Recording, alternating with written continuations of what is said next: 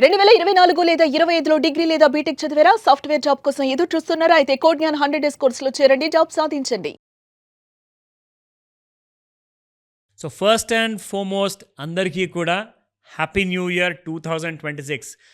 సరే కడపైతే నిండదు కానీ నూతన సంవత్సర శుభాకాంక్షలు తెలియజేస్తున్నారు. అందరూ మనస్ఫూర్తిగా యాక్సెప్ట్ కూడా చేస్తారు. బట్ దీంతో పాటే మనసులో ఒక కోరిక ఉంటుంది. కనీసం ఈ సంవత్సరం అన్నా మనము కోట్లాధికారి అయ్యే దారి ఏదైనా దొరుకుతుందా? ఆ కోట్లాధికారి అవ్వాలంటే మనం సంపాదించే కొన్ని వేల రూపాయలతో కోట్లాధికారి ఎలా అవ్వాలి? అది పాసిబులేనా? సరే చాలామంది అంటుంటారు నెలకు ₹1,00,000 పెట్టు, 50,000 పెట్టు, లేదంటే 20,000 పెట్టు, అఫ్కోర్స్ 10,000 పెట్టు అని చెప్పేసి కూడా చెప్తూ ఉంటారు నెల నెల. కానీ కరెక్ట్గా కోట్లాధికారి అవ్వడానికి ఎంత పెట్టాలి? అండ్ ₹1,00,00,000 కోసమే 10,000 పెట్టాలా? లేదంటే ₹1,00,00,000 కంటే ఎక్కువ కూడా మనం సంపాదించుకోవచ్చా? ఇది అందరి మనసులో ఉన్న ప్రశ్న. స్పెషల్లీ ఇంతగనం ఇన్ఫ్లేషన్ పెరిగిపోయిన తర్వాత నిజంగా నేను అంటున్నాను, గత సంవత్సరంలో మనం చూసాము లైక్ మామూలు మన కూరగాయల విషయం మాట్లాడుకున్నా కానీ రూపాయి నుంచి చూసుకుంటే ₹20 మధ్యలో ఉన్న టొమాటో ధర కాస్త ఈ సంవత్సరం మనం చూసుకుంటే ₹50-80 కేజీ కలిగిపోయింది. ఎందుకు దీని గురించి మనం మాట్లాడుకుంటామంటే ఇది బాగా గుచ్చుకుంటుందండి అందరికీ. ఎందుకంటే ప్రతి నెల కాదండి, ప్రతిరోజు మీకు కావాల్సిన ఎసెన్షియల్ ఐటమ్స్ ఏవైతే ఉంటాయో, అది గ్రాసరీస్లో కావచ్చు, అది కావాల్సిన వెజిటేబుల్సే కావచ్చు, ఇవి లేకుండా మనం అసలు బ్రేక్ఫాస్ట్ చేయలేము, లంచ్ చేయలేము, అండ్ డిన్నర్ కూడా అసలే ఉండదు. సో కావాల్సింది ఏంటంటే మనందరికీ కూడా ఇలాంటి కైండ్ ఆఫ్ ఇన్ఫ్లేషన్ మరి ప్రతి సంవత్సరమే కాదండి, ప్రతి నెల ప్రతి వారం ఇష్టం వచ్చినట్టు పెంచేస్తున్నారు. అది మన కంట్రోల్లో లేదు. ఎక్కడికైనా వెళ్తే ఒక రేటు ఒక వారం ముందో ఒక నెల ముందో ఉన్న రేటు కాస్త మీకు ఈజీగా 20% పెరిగిపోతుంది ప్రతి నెల. మరి ఇలా 20% ప్రకారం పెరుగుతూ పోతే సంవత్సరం వదిలేయండి, 10 నెలలకే మీకు కనీసం 200% అవుతుంది ఆ పెరిగిన రేటు. మరి దీని ప్రకారంగా మనం ఎంత సంపాదించుకోవాలి, ఎంత జమ చేసుకోవాలి, దానికోసం ఎంత పెట్టుబడి పెట్టాలి? ఇవన్నీ ప్రశ్నలకు ఒకటే సమాధానం అండి. జస్ట్ మీరు 10,000 పెట్టండి, 20 సంవత్సరాల్లో కనీసం ఒక 37 కోట్లు మన బ్యాంక్ అకౌంట్లో ఉంటాయి. సో ఎలా అది పాసిబుల్? దానికి ఒకవేళ కాస్త టైం తీసుకున్నా కానీ అప్పుడు మనం ఎంత ఎర్న్ చేయగలుగుతాము? ఇది ఎలాంటి కైండ్ ఆఫ్ ఇన్వెస్ట్మెంట్ ఉంటుంది? ఇందులో రిస్క్ ఎంత ఉంటుంది? ఇందులో రిస్క్ తక్కువ ఉంటే ఎంత తక్కువ ఉంటుంది? అండ్ నాకు వేరే వేరే ఆప్షన్స్ ఇవ్వండి, నేను మాత్రం దీనికంటే ఎక్కువ పెట్టుబడి పెట్టలేను. సే ఫర్ ఎగ్జాంపుల్ ఒక 10,000 నెలకి అంటే దానికోసం నా దగ్గర ఉంది ఒక solid kind of a plan. ఎందుకంటే ఫస్ట్ మీకు చూపిస్తాను ఎలాంటి కైండ్ ఆఫ్ రిటర్న్స్ ఇచ్చాయి different kind of mutual funds భారతదేశంలో. సో గత సంవత్సరంలో చూసుకుంటే 2025లోనే కాదు, గత 10 సంవత్సరాల్లో ఎలాంటి కైండ్ ఆఫ్ రిటర్న్స్ ఇచ్చాయి అంటే ఆ మ్యూచువల్ ఫండ్ కంపెనీ పేర్లు మనం చెప్పే అవసరం లేదు. ఎందుకంటే ఇది ఒక పబ్లిసిటీ వీడియో కాదు, ఇది ఒక serious financial planning, financial literacy video అనమాట. సో ఇది మీ ఇన్ఫర్మేషన్ కోసము, సో దట్ మీరు కనీసం ఈ 2026లోనన్నా మనం ఆ దారి పైన మనం నడవచ్చు. ఒక క్లారిటీ మీకు దొరుకుతుంది. దీని తర్వాత మీకు డౌట్స్ ఉన్నాయా, ప్రశ్నలు ఉన్నాయా? అఫ్కోర్స్ ఈ దారిలో మనం నడవాలి అంటే ఏం చేయాలి అన్న ప్రశ్నకి కాల్ చేయండి, చెప్తా. But let's start. సో ఇలాంటి కైండ్ ఆఫ్ చాలా మ్యూచువల్ ఫండ్స్లో చూసుకుంటే గత 5 సంవత్సరాల్లో 29%, 28.95 అనమాట. సో గత 10 సంవత్సరాలు చూసుకుంటే కనీసం 14-15% మధ్యలో రిటర్న్స్ ఇచ్చాయి. సో మనం ఏం చేద్దామంటే యావరేజ్గా జనరల్గా ఏంటంటే 12% మినిమం తీసుకోవాలి, అంటే యావరేజ్గా అంతే తీసుకోండి అని చెప్తారు. కానీ ఇక్కడ 12% కంటే ఎక్కువ ఇచ్చిన మ్యూచువల్ ఫండ్స్ చాలా ఉన్నాయండి. ఒకటి కాదు, రెండు కాదు. I think if we start counting కనీసం ఒక 10 మ్యూచువల్ ఫండ్స్ అయితే ఉన్నాయండి అబౌట్ 12% ఇచ్చేటి. సో నేనేం చేశానంటే మీ అందరి కోసము ఒక డిఫరెంట్ క్లారిటీ ఇద్దాము డిఫరెంట్ కైండ్ ఆఫ్ రిటర్న్స్లో. ఎలా మనము ఆ 30 కోట్లు కావాల్సిన అవసరమైన ఆ ఫిగర్ని మనం చేరుకోవాలి అంటే, ఫర్ ఎగ్జాంపుల్ ఇప్పుడు మీరు కొత్తగా పెళ్ళయ్యారు, లేదంటే పెళ్లి చేసుకోబోతున్నారు, లేదంటే మీరు ఒక యువకులు అనుకోండి, ఆర్ ఈవెన్ ఒక యువతి ఎవరైతే ఉన్నారో they have started their career, అంటే జాబ్ చేసుకుంటూ ఆర్ బిజినెస్ చేసుకుంటూ. సో వీళ్ళందరికీ కూడా అఫ్కోర్స్ ఎవరైతే మిడిల్ ఏజ్లో ఉన్నారో వాళ్ళకు కూడా ఈ వీడియో చాలా పనికి వస్తుంది. ఎందుకంటే ఫైనాన్షియల్ ప్లానింగ్ చేయడానికి ఒక ఏజ్ అంటూ ఉండదు. మీ మనసులో ఒకసారి అది నిర్ణయం తీసుకుంటే చాలు. So starting with 14%, 29% average returns ఇక్కడ ఉన్నాయండి. సో నేనేం చేశానంటే 12% రిటర్న్స్ అంటే మనకి 10,000 ప్రతి నెల మనం పెట్టుబడి పెట్టాలి, 10%తో పెంచుకుంటూ వెళ్ళొచ్చు. 12% ఒకవేళ తక్కువ రిటర్న్స్ వచ్చినా కానీ 40 సంవత్సరాలు టైం పడుతుంది. ఇది మీ రిటైర్మెంట్ కోసం పనికొచ్చే వీడియో ఇది కూడా. అంటే ఈ ఐడియా నేను చెప్పేది. కానీ రిటైర్మెంట్ కంటే ముందే అంటే నేను ఈ రోజున 20 నా ఏజ్ అండి. చిన్న జాబ్ స్టార్ట్ చేశాను. ఒక మంచి సాలరీ ఉంది. నేను at the age of 45 years లేదంటే 40 ఇయర్స్‌కి నేను కోట్లాధికారి అవ్వాలి అంటే దానికోసం కూడా ఈ వీడియో పనికొస్తుంది చూడండి. సో 40 ఇయర్స్ విత్ 12% రిటర్న్స్ అంటే మనకు దాదాపు 31 crores 85 lakhs వస్తాయండి.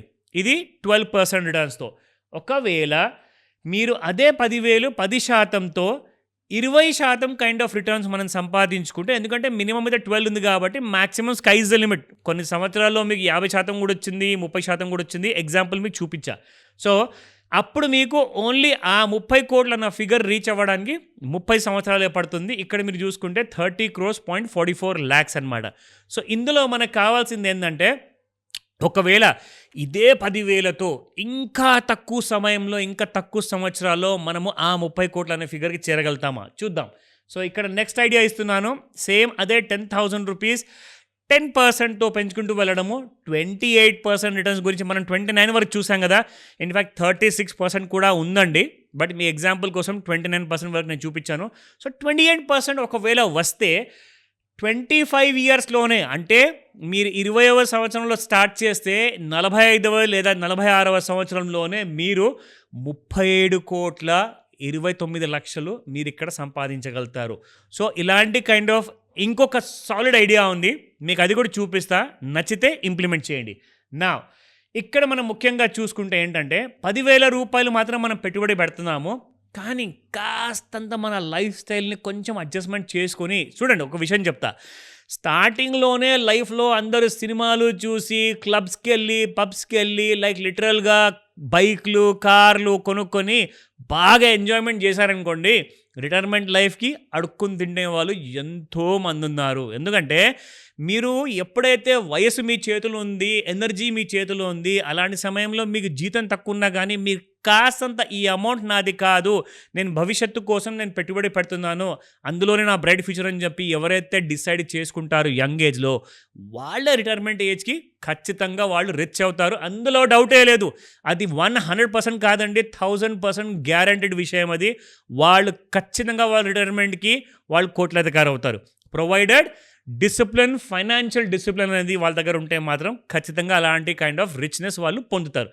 ఎవరైతే అట్ ద యంగ్ ఏజ్ రేపు చూద్దాం ఎల్లుండి చూద్దాం అనుకున్నారో, లైఫ్ ఇలాగే కొనసాగుతుంది, నా దగ్గర అత్తగారి ఇంట్లో బాగా ప్రాపర్టీ ఉంది, నా దగ్గర ఉంది, మా నాన్న దగ్గర ఉంది అనుకుంటే మాత్రం అది తప్పు. అది మీకు ఎప్పుడు కూడా మీ వెంబడి ఉండే ఛాన్సెస్ లేవు. ఎందుకంటే ఏదైనా ఒక ఎమర్జెన్సీలో ఖర్చు అయిపోతూ ఉంటాయి కాబట్టి.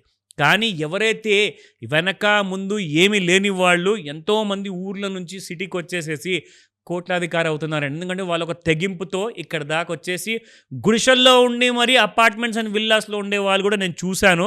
సో అలాంటి వాళ్ళు మాత్రం ఖచ్చితంగా కోట్లాధికారి అవుతారు, అందులో డౌటే లేదు. సో వాళ్ళందరికీ ఈ ఐడియా నేను చెప్పబోతున్నాను.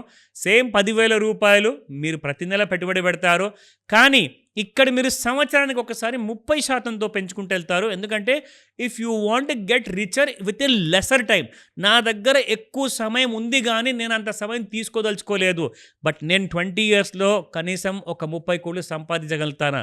ఎస్, దానికి ఆన్సర్ ఎస్ అని చెప్తాను. సో అలాంటి కైండ్ ఆఫ్ రిటర్న్స్ మీకు ఈజీగా వచ్చే అవకాశాలు ఉన్నాయి. కాబట్టి యావరేజ్గా 40 to 60% రిటర్న్స్ అంటున్నాను, కానీ మనమైతే బేసిక్గా 12% తీసుకుంటాము.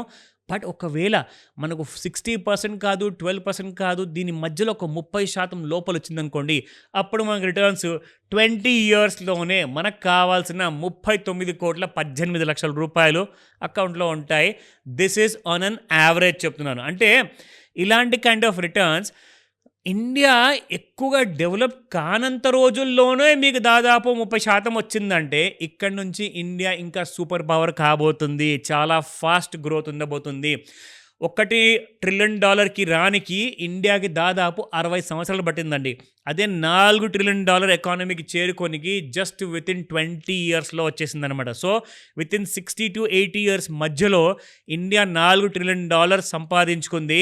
అలాంటిది ఇప్పుడు ఇండియన్ గవర్నమెంట్ నెక్స్ట్ $5 ట్రిలియన్ నుంచి $10 ట్రిలియన్ వరకు టార్గెట్స్ పెట్టుకున్నారు. ఇది ఎంతో సమయం కాదండి, మహా అంటే 2 to 4 ఇయర్స్ లోపలే అనమాట.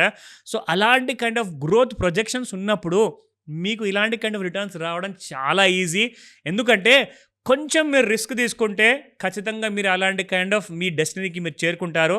అండ్ ఇలాంటి ఫండ్స్లో సెలెక్ట్ చేసుకునే ముందు లార్జ్ క్యాప్ అంటున్నారు 2025లో, కానీ 2026లో అందరు ఏమంటున్నారు అంటే గోల్డ్ ఇంకా పెరుగుతుంది, సిల్వర్ పెరుగుతుంది, దాంతోపాటే మిడ్ క్యాప్స్ ఉన్నాయి, స్మాల్ క్యాప్స్ ఉన్నాయి. మరి ఎగ్జాక్ట్లీ ఫండ్లో ఇన్వెస్ట్మెంట్ చేసే ముందు ఎలాంటి ఫండ్ మేనేజర్ని ఎన్నుకోవాలి, ఎలాంటి మ్యూచువల్ ఫండ్ కంపెనీని ఎన్నుకోవాలి, అందులో ఎలాంటి కంపెనీ పేర్లు ఉండాలి, ఇవన్నిటి కోసం నేను తీసుకోబోతున్నాను 26 జనవరి రోజున, రిపబ్లిక్ డే రోజున ఒక స్మార్ట్ క్లాస్ ఉండబోతుంది.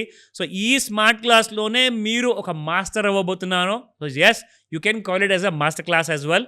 కాల్ చేయండి, ఆన్లైన్ లేదా ఆఫ్లైన్లో మీకు ఈ క్లాస్ అవైలబుల్ ఉంటుంది ఈ రోజే. ఎందుకంటే ఇలాంటి కైండ్ ఆఫ్ ప్లానింగ్ ఉన్నప్పుడు మాత్రం త్వరపడాలి. లేట్ అయ్యారంటే ఈ సంవత్సరం కూడా మీరు కోట్లాధికారి అయ్యే దారిలోకి స్టార్ట్ అవ్వలేరు. Thank you very much. Bye.